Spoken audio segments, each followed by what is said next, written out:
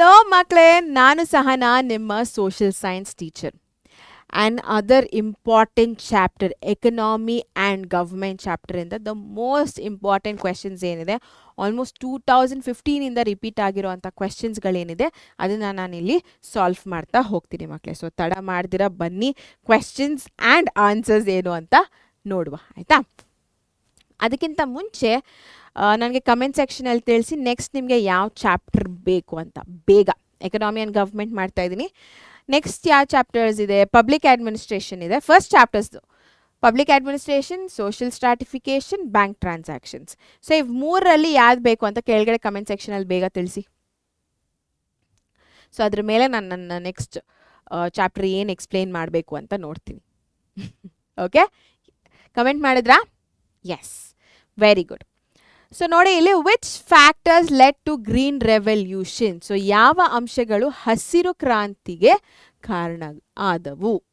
ಒಂದು ನಿಮಿಷ. S, so ಇದು 4 ಮಾರ್ಕ್ಸಿಗೆ ಕೇಳೋವಂಥ ಕ್ವೆಶನ್. ಸೊ ಇಲ್ಯಾಬೊರೇಟ್ ಮಾಡಬೇಕು ಮಕ್ಕಳೇ, ನೀವು ಆಲ್ಮೋಸ್ಟ್ 8 ಪಾಯಿಂಟ್ಸ್ಗಳನ್ನ ಬರೀಲೇಬೇಕು. So using high yielding seeds, okay, HYS ಸೀಡ್ಸ್ಗಳು ಉಪಯೋಗಿಸೋದ್ರಿಂದ ಡೆಫಿನೆಟ್ಲಿ ಒಂದು ರೆವಲ್ಯೂಷನ್, ಒಂದು ಕ್ರಾಂತಿ ಅನ್ನೋದು ಆಗ್ತಾಯಿತ್ತು. ಬಿಕಾಸ್ ಪ್ರೊಡಕ್ಷನ್ ಜಾಸ್ತಿ ಆಗ್ತಾಯಿತ್ತು. ಅದೇ ಕಾರಣಕ್ಕೆ. ಸೊ ಹೆಚ್ಚು ಇಳುವರಿ ಬೀಜಗಳ ಬಳಕೆ. Doctor Norman Borlaug and agriculture scientist discovered high yielding seeds. So ಈ HYS ಸೀಡ್ಸ್ ಅಥವಾ ಹೈ ಈಲ್ಡಿಂಗ್ ಸೀಡ್ಸ್ನ ಕಂಡುಹಿಡ್ದವ್ರು ಯಾರು? ಡಾಕ್ಟರ್ ನಾರ್ಮನ್ ಬೊಲಾಗ್ ಅನ್ನೋರು. ಇವ್ರು ಕಂಡುಹಿಡ್ದು ಏನು ಮಾಡ್ತಾರಪ್ಪ ಅಂತಂದರೆ, ಮೆಕ್ಸಿಕೋ ಹಾಗೂ ತೈವಾನಲ್ಲಿ ಈ ಬೀಜಗಳನ್ನ ಬಿತ್ತನೆ ಮಾಡ್ತಾರೆ. ಹಾರ್ವೆಸ್ಟು ಎಲ್ಲ ಆಗುತ್ತೆ, ಆಯಿತಾ?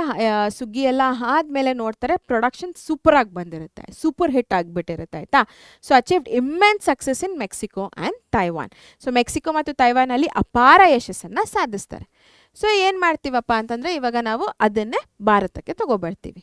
ಸೊ ತೊಗೊಬಂದಾಗ ಅದಕ್ಕೆ ಏನೇನು ಬೇಕು ಅಂತಂದರೆ, ಕರೆಕ್ಟಾಗಿರೋ ಅಂಥ ಒಂದು ವಾಟರ್ ಸಪ್ಲೈ, ರೆಗ್ಯುಲೇಟೆಡ್, ಅಂದರೆ ಜಾಸ್ತಿನೂ ಇರಬಾರ್ದು, ಕಮ್ಮಿನೂ ಇರಬಾರ್ದು. ಅದು ಎಷ್ಟು ಬೇಕೋ ಅಷ್ಟು ನೀರಿನ ಅವಶ್ಯಕತೆ ಡೆಫಿನೆಟ್ಲಿ ಇರಬೇಕಿತ್ತು, ಆಯಿತಾ? ಸೊ ನೀರಿನ ನಿಯಮಿತ ಪೂರೈಕೆ. ಪ್ರೊಟೆಕ್ಷನ್ ಫ್ರಮ್ ಡಿಸೀಸಸ್, ಸೊ ರೋಗಗಳು ಬರ್ದಿರೋ ಥರ ರಕ್ಷಣೆ ಮಾಡಬೇಕಿತ್ತು. ಅದಕ್ಕೆ ನಾವೇನು ಮಾಡ್ತಾ ಇದ್ವಿ? ಫರ್ಟಿಲೈಸರ್ಸ್ ಆ್ಯಂಡ್ ಪೆಸ್ಟಿಸೈಡ್ಸ್ನ ಉಪಯೋಗಿಸ್ತಾ ಇರೋವಂಥದ್ದು. ಸೊ ದ್ಯಾಟ್ ಗಿಡಗಳು ಕರೆಕ್ಟಾಗಿದೆ, ಚೆನ್ನಾಗಿದೆ, ಯಾವ ಹುಳನೂ ಏನು ಬೀಳ್ತಾ ಇಲ್ಲ ಅಂತ ನೋಡ್ಕೊಳ್ಳೋ ಅಂಥದ್ದು, ಆಯಿತಾ? ಸೊ ರಸಗೊಬ್ಬರಗಳು ಮತ್ತು ಕೀಟನಾಶಕಗಳನ್ನು ಬಳಕೆ ಮಾಡುವಂಥದ್ದು. Irrigation facilities were expanded. ನಾನು ಹೇಳ್ದೆ ಅಲ್ಲ, ವಾಟರ್ ಸಪ್ಲೈ ಕರೆಕ್ಟಾಗಿರಬೇಕು. ಅಕಸ್ಮಾತಾಗಿ ಕಮ್ಮಿ ಇದೆ ಅಂತಂದರೆ ನೀರಾವರಿಯ ಸೌಲಭ್ಯಗಳನ್ನ ವಿಸ್ತರಣೆ ಮಾಡಿದ್ರು, ಆಯಿತಾ? ಅದಾದಮೇಲೆ ಯೂಸ್ಡ್ ಇಂಪ್ರೂವ್ ಟೆಕ್ನಾಲಜಿ, ಸುಧಾರಿತ ತಂತ್ರಜ್ಞಾನವನ್ನು ಬಳಸಲಾಯಿತು. ಸೊ ಇಷ್ಟೆಲ್ಲ ಮಾಡಿದಾಗ ಡೆಫಿನೆಟ್ಲಿ ಈ ಒಂದು ಕ್ರಾಂತಿ ಅನ್ನೋದನ್ನು ಹಸಿರು ಕ್ರಾಂತಿ ಅಂತ ಹೇಳ್ತೀವಿ. ಬೇಸಿಕಲಿ ಅಂದರೆ ಅಗ್ರಿಕಲ್ಚರ್ ಪ್ರಾಡಕ್ಟ್ಸ್ ಏನಿದೆ ಅದು ಜಾಸ್ತಿ ಆಗ್ತಾ ಹೋಯಿತು. ಸೊ ಹಾಗಾಗಿ ಅಗ್ರಿಕಲ್ಚರ್ ಗಿಡಗಳೆಲ್ಲ ಗ್ರೀನ್ ಅಲ್ವಾ, ಸೊ ಹಾಗಾಗಿ ಗ್ರೀನ್ ರೆವಲ್ಯೂಷನ್ ಅಂತ ಬಂತು, ಆಯಿತಾ? ಸೊ ಇದು the first most important question. ಅದಾದಮೇಲೆ doctor MS Swaminathan is called the father of green revolution. Why? So doctor MS Swaminathan ಅವರು ಹಸಿರು ಕ್ರಾಂತಿಯ ಪಿತಾಮಹ ಎಂದು ಕರೆಯಲಾಗುತ್ತದೆ, ಯಾಕೆ ಅಂತ ಕೇಳ್ತಾ ಇದ್ದಾರೆ. So this is a 1 mark question. So ಎಷ್ಟಿದೆಯೋ ಅಷ್ಟನ್ನ ಬರೆದ್ರೆ ಆಯಿತು. For implementing the improve technology in Indian agriculture. So ಭಾರತೀಯ ಕೃಷಿಯಲ್ಲಿ ಸುಧಾರಿತ ತಂತ್ರಜ್ಞಾನವನ್ನು ಅಳವಡಿಸಿದ್ದಕ್ಕೆ ಇವ್ರನ್ನ ಹಸಿರು ಕ್ರಾಂತಿಯ ಪಿತಾಮಹ ಅಂತ ಭಾರತದಲ್ಲಿ ಕರಿತೀವಿ, ಓಕೆನಾ?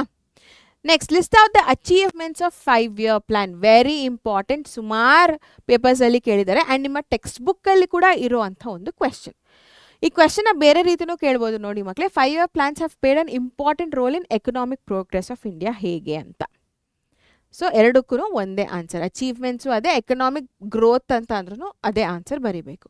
ಸೊ ಪಂಚವಾರ್ಷಿಕ ಯೋಜನೆಗಳ ಸಾಧನೆಗಳ ಪಟ್ಟಿ ಮಾಡಿ, ಭಾರತದ ಆರ್ಥಿಕ ಪ್ರಗತಿಯಲ್ಲಿ ಪಂಚವಾರ್ಷಿಕ ಯೋಜನೆಗಳ ಪ್ರಮುಖ ಪಾತ್ರವೇನು ಅಂತ ಹೇಳಿ ಅಂತ ಕೇಳಿರೋಂಥ ಕ್ವೆಶ್ಚನು. ಸೊ ಫಸ್ಟ್ ಆಫ್ ಆಲ್ ಇಲ್ಲಿ ಅರ್ಥ ಮಾಡ್ಕೊಳ್ಳಿ, ನಮಗೆ ಅಚೀವ್ಮೆಂಟ್ ಆಗಿದೆ ಅಂತ ಅಂದರೆ, ನಮಗೊಂದು ಪ್ರೋಗ್ರೆಸ್ ಆಗಿದೆ ಅಂತಂದರೆ ಅದರಿಂದ it is like directly helping ನಮ್ಮ ಒಂದು ದೇಶದ ಆರ್ಥಿಕತೆ. ನಂಗೆ ಇವಾಗ ಪ್ರೊಡಕ್ಷನ್ ಜಾಸ್ತಿ ಆಗಿದೆ, ನನಗೆ 5 kg ಬರೋ, ನಂಗೆ ಯೂಶ್ವಲಿ 5 kg ಬರ್ತಾಯಿತ್ತು ಪ್ರೊಡಕ್ಷನಲ್ಲಿ ಅಂತ ಅಂದ್ಕೊಳ್ಳಿ. ಬಟ್ ಇವಾಗ ನಾನು ಗ್ರೀನ್ ರೆವಲ್ಯೂಷನ್ ಕಾರಣದಿಂದ ನನಗೆ ಅದು 50 kg ಆಗಿದೆ. ಸೊ 50 ಕೆ ಜಿ ನಾನು ಏನು ಮಾಡ್ತಾ ಇದ್ದೀನಿ, 50 ಕೆ ಜಿ ನನಗೆ ಅವಶ್ಯಕತೆ ಇಲ್ಲ, ನಾನು ಬೇರೆ ಕಡೆ ಕಳಿಸ್ತಾ ಇದ್ದೀನಿ. ಆಯಿತಾ? ಸೊ ಬೇರೆ ಕಡೆ ಕಳಿಸ್ತಾ ಇದ್ದೀನಿ, ಟ್ರಾನ್ಸ್ಪೋರ್ಟ್ ಮಾಡ್ತಾ ಇದ್ದೀನಿ, ಎಕ್ಸ್ಪೋರ್ಟ್ ಮಾಡ್ತಾ ಇದ್ದೀನಿ. ಸೊ ಅದರಿಂದ ನಾನು ಲಾಭ ಬರ್ತಾ ಇದೆ. ಗೊತ್ತಾಗ್ತಾ ಇದೆಯಲ್ಲ ಮಕ್ಕಳೇ? So that is how an economic progress happens for a country. ಆಯಿತಾ? So 5-year plans have played an important role in economic progress of India as it helped in achieving self-sufficiency in the production of food grain. So ಆಹಾರ ಧಾನ್ಯಗಳ ಉತ್ಪಾದನೆಯಲ್ಲಿ ಸ್ವಾವಲಂಬನೆ ಅಂದರೆ ನಾವೇನು ಬೇರೆ ಕಡೆಯಿಂದ import ಮಾಡ್ಕೋಬೇಕು ಅಂತ ಏನಿಲ್ಲ. ಆಯಿತಾ? ಸೊ ಆ ಒಂದು ಸೆಲ್ಫ್ ಸಫಿಷಿಯನ್ಸಿ ಇತ್ತು. ಎಂಪ್ಲಾಯ್ಮೆಂಟ್ ಆಪರ್ಚುನಿಟೀಸ್ ಹ್ಯಾವ್ ಇನ್ಕ್ರೀಸ್, ಉದ್ಯೋಗ ಅವಕಾಶಗಳು ಹೆಚ್ಚಿಗೆ ಆಗ್ತಾ ಹೋಯಿತು, ಬಿಕಾಸ್ ಇಂಡಸ್ಟ್ರೀಸ್ ಜಾಸ್ತಿ ಆಗ್ತಾ ಇದೆ. ಆಯಿತಾ? ಸೊ ಅಗ್ರಿಕಲ್ಚರ್ ಮಾಡೋರು ಜಾಸ್ತಿ ಆಗ್ತಾರೆ, ಸೊ ಉದ್ಯೋಗ ಕೂಡ ಜಾಸ್ತಿ ಆಗ್ತಾ ಇದೆ.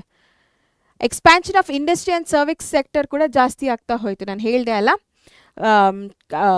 ಉದ್ಯಮ ಮತ್ತು ಸೇವಾ ವಲಯ. ಸೇವಾ ವಲಯ ಅಂದಿದ ತಕ್ಷಣ ಸ್ಕೂಲ್ಸ್ ಆಗಿರ್ಬೋದು, ಹಾಸ್ಪಿಟಲ್ಸ್ ಆಗಿರ್ಬೋದು, ಇದೆಲ್ಲ ಎಜುಕೇಷನ್ನು, ಮೆಡಿಕಲ್ ಫೀಲ್ಡ್ ಎಲ್ಲನೂ ಜಾಸ್ತಿ ಆಗ್ತಾ ಹೋಯಿತು. ಆಯಿತಾ? ಎಕ್ಸ್ಪ್ಯಾನ್ಷನ್ ಜಾಸ್ತಿ ಆಗ್ತಾ ಹೋಯಿತು.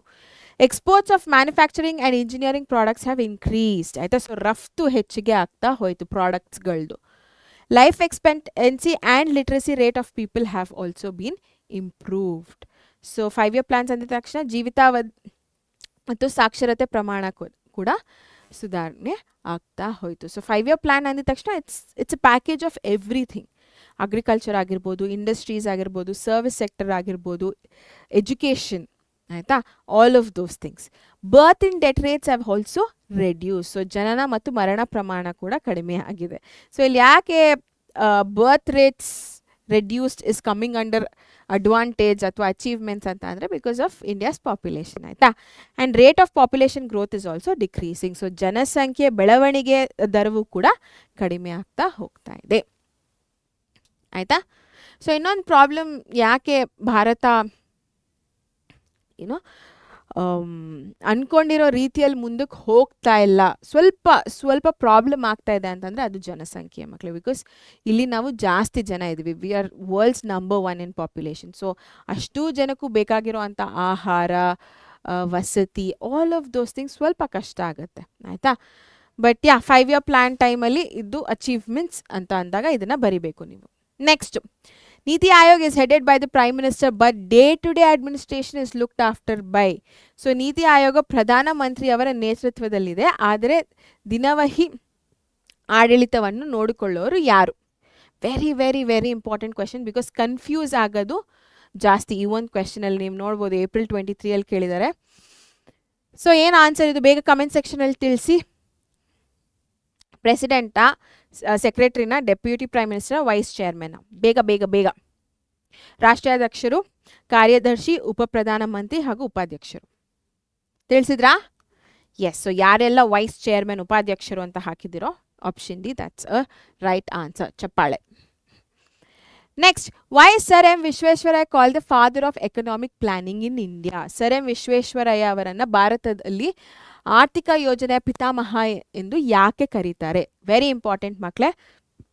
ಸೊ ಎನಿ ಒನ್ ನೀವು ಬರಿಬೇಕು, ಯಾವುದಾದ್ರೂ ಒಂದು ನೀವು ಬರಿಬೇಕು, ಬಿಕಾಸ್ 1 ಮಾರ್ಕ್ ಕೇಳಿದ್ದಾರೆ. ಒಂದು, modern planning was first conceived in India by sir M Visvesvaraya. ಇನ್ನೊಂದು, stress the need for planning to achieve economic development in India. So ಈ ಒಂದು ಐಡಿಯಾ ತಗೊಬಂದವರು ಅವರೇ, ಮಾಡಲೇಬೇಕು ಅಂತ ಸ್ಟ್ರೆಸ್ ಮಾಡಿದವರು ಅವರೇ. ಸೊ ಹಾಗಾಗಿ ಅವ್ರನ್ನ father of Indian economic planning ಅಂತ ಹೇಳುವಂಥದ್ದು. ಸೊ ಆಧುನಿಕ ಯೋಜನೆಯ ಭಾರತದಲ್ಲಿ ಮೊದಲು ಕಲ್ಪಿಸಿದ್ದು ಸರ್ ಎಂ ವಿಶ್ವೇಶ್ವರಯ್ಯ. ಭಾರತದಲ್ಲಿ ಆರ್ಥಿಕ ಅಭಿವೃದ್ಧಿ ಸಾಧಿಸಲು ಯೋಜನೆ ಅಗತ್ಯ ಎಂದು ಒತ್ತಿ ಹೇಳಿದವರು ಕೂಡ ಇವರೇ. ಸೊ ಬೇಸಿಕಲಿ ಎಕನಾಮಿಕ್ ಪ್ಲಾನಿಂಗ್, ಒಂದು ಪ್ಲ್ಯಾನಿಂಗ್ ಇರಬೇಕು. ನಾನು ಇದಕ್ಕಿಷ್ಟು ಖರ್ಚು ಮಾಡ್ತಾ ಇದ್ದೀನಿ, ಇದಕ್ಕಿಷ್ಟ ಆಗ್ತಾ ಇದೆ, ಎಷ್ಟು ಎತ್ತಿಡ್ತಾ ಇದ್ದೀನಿ ನಾನು, ಇಷ್ಟು ಗೂಡ್ಸ್ ನಾನು ಇಂಪೋರ್ಟ್ ಮಾಡ್ತಾ ಇದ್ದೀನಿ, ಅದಕ್ಕೆ ಇಷ್ಟು ಖರ್ಚಾಗ್ತಾ ಇದೆ, ಎಕ್ಸ್ಪೋರ್ಟ್ ಮಾಡ್ತಾ ಇದ್ದೀನಿ, ನಂಗೆ ಇಷ್ಟು ಬರ್ತಾ ಇದೆ. ಸೊ ಒಂದು ಪ್ಲ್ಯಾನಿಂಗ್ ಇದ್ದರೆ ಆಡಳಿತ ಅನ್ನೋದು ಇನ್ನೂ ಈಸಿ ಆಗ್ತಾ ಹೋಗುತ್ತೆ. ಮ್ಯಾನೇಜ್ಮೆಂಟ್ ಅನ್ನೋದು ಇನ್ನೂ ಜಾಸ್ತಿ ಈಸಿ ಆಗ್ತಾ ಹೋಗುತ್ತೆ. Administration, management, all of those things. So economic planning place a very important role, and ಆ ಕಾನ್ಸೆಪ್ಟ್ನ ತೊಗೊಬಂದಿದ್ದು ಸರ್ ಎಂ ವಿಶ್ವೇಶ್ವರಯ್ಯ. ಆಯಿತಾ? Next, what are the objectives of 5-year plan? So achievements ನಾವು ನೋಡಿದ್ವಲ್ಲ, ಆಲ್ಮೋಸ್ಟ್ ಸಿಮಿಲರ್ ಆಗಿ objectives ಇರುತ್ತೆ. So ಅವ್ರು ಏನೇನು ಅಂದ್ಕೊಂಡ್ರು ಅದನ್ನೆಲ್ಲ achieve ಮಾಡ್ತಾ ಹೋಗ್ತಾರೆ ಆಯಿತಾ. ಸೊ ಆ ಥರ ನೀವು ನೆನ್ಪಿಟ್ಕೊಂಡಿದ್ರೆ ಈಸಿ ಆಗುತ್ತೆ. ಆಬ್ಜೆಕ್ಟಿವ್ಸ್ ಏನಪ್ಪ ಅಂತಂದರೆ ನಾನು ಏನು ಮಾಡಬೇಕು, ಉದ್ದೇಶಗಳು ಅಂತ ಹೇಳ್ತೀವಿ ಕನ್ನಡದಲ್ಲಿ ಆಯಿತಾ. So mention the objectives of economic planning ಅಥವಾ what are the objectives of 5 year plan, ಎರಡೂ ಒಂದೇ. ಆರ್ಥಿಕ ಅಭಿವೃದ್ಧಿ ಅಥವಾ ಪಂಚವಾರ್ಷಿಕ ಯೋಜನೆಗಳು. ಸೊ ನೋಡ್ತಾ ಹೋಗೋಣ. Increasing production to the maximum extent. So ಅದನ್ನು ನಾವು ಮಾಡಿದ್ವಿ ಆ್ಯಂಡ್ ರಫ್ತನ್ನು ಕೂಡ ಮಾಡ್ತಾ ಹೋದ್ವಿ, ಹೌದಾ ಅಲ್ವಾ. ಸೊ ಆ ಥರ ಕನೆಕ್ಟ್ ಮಾಡಬೇಕು. ಇನ್ಕ್ರೀಸಿಂಗ್ ಎಂಪ್ಲಾಯ್ಮೆಂಟ್ ಆಪರ್ಚುನಿಟಿ, ಉದ್ಯೋಗ ಅವಕಾಶಗಳನ್ನ ಜಾಸ್ತಿ ಮಾಡಬೇಕು ಅಂತ ಅಂದ್ಕೊಂಡ್ರು. ಅಚೀವ್ಮೆಂಟ್ಸಲ್ಲಿ ನಾನು ಹೇಳಿದೆ ಮಾಡಿದ್ವಿ ಅಂತ ಹೇಳಿದೆ, ಹೌದಾ ಅಲ್ವಾ. ರೆಡ್ಯೂಸಿಂಗ್ ಎಕನಾಮಿಕ್ ಡಿಸ್ಪ್ಯಾರಿಟೀಸ್, ಆರ್ಥಿಕ ಅಸಮಾನತೆಗಳ ಕಡಿಮೆ ಮಾಡುವಂಥದ್ದು. Like for example rich is getting richer, poor is getting poorer. So ಅದನ್ನು ಕಮ್ಮಿ ಮಾಡಬೇಕು ಆಯಿತಾ. ಬಡವರು ಯಾವಾಗಲೂ ಬಡವರಾಗೇ ಇರಬಾರ್ದು, ಅವರು ಕೂಡ ಹಣ ನೋಡಬೇಕು.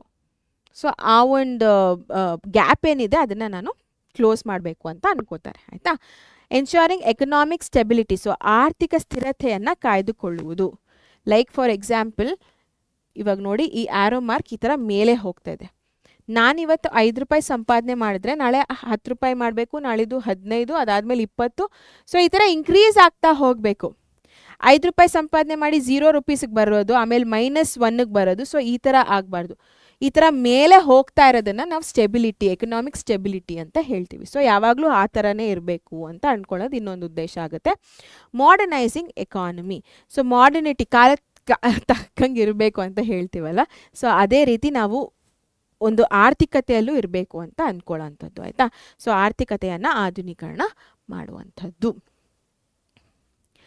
Next, the pre harvest technology influence the green revolution house. So ಸುಗ್ಗಿ ಪೂರ್ವ, ಪ್ರೀ ಹಾರ್ವೆಸ್ಟ್ ಅಂತ ಅಂದರೆ ನಾವು ಪ್ರಾಡಕ್ಟ್ ತಗೊಳ್ಳೋದಕ್ಕಿಂತ ಮುಂಚೆ ಆಯಿತಾ. ಸೊ ಸುಗ್ಗಿ ಪೂರ್ವ ತಂತ್ರಜ್ಞಾನ ಹಸಿರು ಕ್ರಾಂತಿಯ ಮೇಲೆ ಪ್ರಭಾವ ಬೀರಿದ್ದು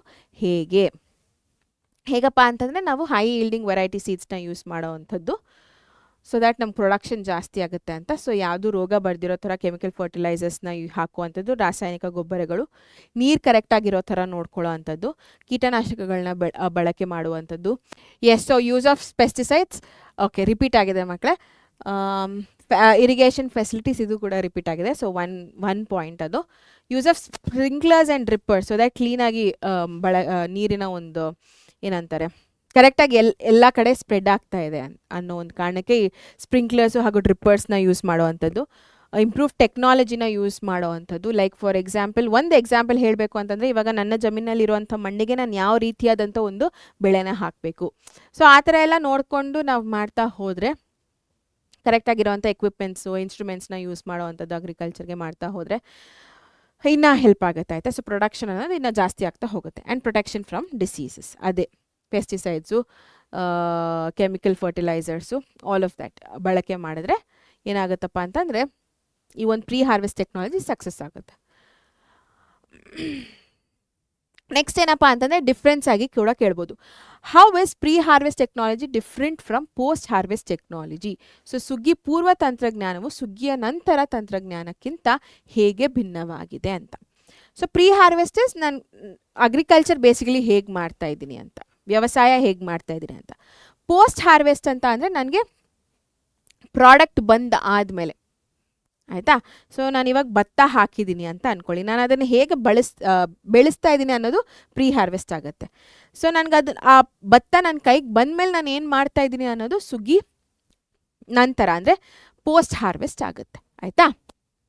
ಸೊ ಪ್ರೀ ಹಾರ್ವೆಸ್ಟ್ ಟೆಕ್ನಾಲಜಿ ನೋಡಿ, it is the improve technology used in agriculture production. So ಇದು ಕೃಷಿ ಉತ್ಪಾದನೆಯಲ್ಲಿ ಬಳಸುವ ಸುಧಾರಿತ ತಂತ್ರಜ್ಞಾನವಾಗಿದೆ. ಪೋಸ್ಟ್ ಅಂತಂದರೆ the improve technology that is use to procure, process and market agricultural produce ಆಯಿತಾ. ಸೊ ನಾನು ಅದನ್ನು ಹೇಗೆ ಸಂಗ್ರಹಿಸ್ತಾ ಇದ್ದೀನಿ, ಹೇಗೆ ಎತ್ತಿಡ್ತಾ ಇದ್ದೀನಿ, ಗ್ರಾನರೀಸಲ್ಲಿ ಕ್ಲೀನಾಗಿ ಕೋಲ್ಡ್ ಸ್ಟೋರೇಜಲ್ಲಿ ಎತ್ತಿಡ್ತಾ ಇದ್ದೀನ, ಗ್ರಾನರೀಸಲ್ಲಿ ಎತ್ತಿಡ್ತಾ ಇದ್ದೀನ. ಸೊ ಅದೆಲ್ಲ ಡಿಪೆಂಡ್ ಆಗುತ್ತೆ. ಸಂಸ್ಕರಿಸಲು ಮತ್ತು ಮಾರುಕಟ್ಟೆ, ಹೇಗೆ ನಾನು ಅದನ್ನು ಮಾರ್ಕೆಟ್ ಮಾಡ್ತಾ ಇದ್ದೀನಿ, ನಾನು ಅದರಿಂದ ಎಷ್ಟು ಲಾಭ ಪಡಿತಾ ಇದ್ದೀನಿ. ಸೊ ಇದೆಲ್ಲ ನಿಮಗೆ ಪೋಸ್ಟ್ ಹಾರ್ವೆಸ್ಟ್ ಟೆಕ್ನಾಲಜಿ ಕೆಳಗಡೆ ಬರುತ್ತೆ. ಬಳಸುವ ಸುಧಾರಿತ ತಂತ್ರಜ್ಞಾನ. ಎಸ್ ಮಕ್ಕಳೇ, so these were the important questions from economy and government. ನೀವು ಏನು ಓದಿಲ್ಲ ಅಂದ್ರೂ ಈ ಕ್ವೆಶನ್ಸ್ನ ಮಾತ್ರ ಖಂಡಿತವಾಗ್ಲೂ ಓದಲೇಬೇಕು ಆಯಿತಾ. ಆ್ಯಂಡ್ ಇಷ್ಟ ಆಗಿದ್ರೆ ಲೈಕ್ ಮಾಡಿ. ಇನ್ನು ಯಾರೆಲ್ಲ ಸಬ್ಸ್ಕ್ರೈಬ್ ಆಗಿಲ್ಲ ನಮ್ಮ ಚಾನೆಲ್ಗೆ, ಸೊ ಈ ಥರದ್ದೇ ಇನ್ನಷ್ಟು ಇಂಪಾರ್ಟೆಂಟ್ ಇನ್ಫಾರ್ಮೇಟಿವ್ ಕ್ಲಾಸ್ಗಳು ಬೇಕು, ವೀಡಿಯೋಸ್ಗಳು ಬೇಕು, ಶಾರ್ಟ್ಸ್ಗಳು ಬೇಕು, ಒಂದು ಮಿನಿಟಲ್ಲಿ ನಾನೆಲ್ಲ ಓದ್ಬಿಡಬೇಕು ಅಂತ ಅಂದ್ಕೊಳ್ಳೋರು ಎಲ್ಲರೂ ಈ ಕೂಡಲೇ ಹೋಗಿ ನಮ್ಮ ಚಾನಲ್ಗೆ ಸಬ್ಸ್ಕ್ರೈಬ್ ಆಗಿ. ಡೆಫಿನೆಟ್ಲಿ ಹೆಲ್ಪ್ಫುಲ್ ಆಗುತ್ತೆ. Okay, yes. So on that note, thank you so much. Next class ಜೊತೆ ನಿಮ್ಮ ಮುಂದೆ ಸಿಗ್ತೀನಿ. Until then signing off Sahana. Take care. ಬಾಯ್.